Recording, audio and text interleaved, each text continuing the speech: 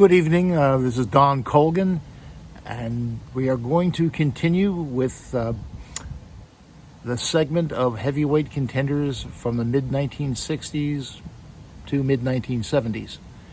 And I've went through most of the notable contenders of that era, but tonight we're going to discuss a Mexican heavyweight named Manuel Ramos. He was a ranked contender in 1967, 1968.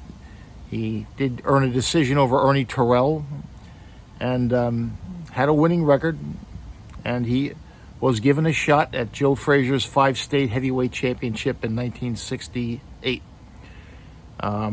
Ramos was kind of interesting because he lost virtually every fight he had the last several years he campaigned as a heavyweight and ended up with a losing record, 24-29. I think he had a draw or two in there. But he did get a shot at Frazier's title, and Ramos could punch.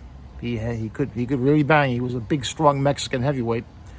The fight itself was exciting. It lasted 6 minutes. Ramos came out and he went toe-to-toe with Frazier, and by Frazier's own admission in his autobiography, he was dealing. He caught Frazier with some heavy shots, and Frazier, of course, in kind with his left hook and his brutal body shots. But about midway through the first round, Ramos caught Frazier with a beautiful uppercut, and Frazier was staggered. He was hurt briefly. He recovered almost instantly, but if you look at the film, his legs buckled badly.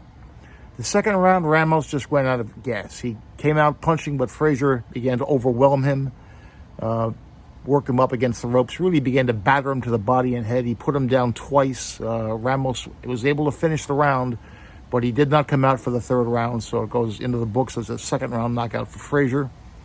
And after that, Ramos' career basically went down the drain. He lost the decision to Terry Daniels. He got knocked out by George Chuvalo. And I think he only won one of his last 13 fights. Hard to believe it. A heavyweight contender with a losing record.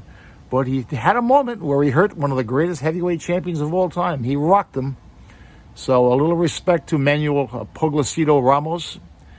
And again, another heavyweight contender who came close to making his mark.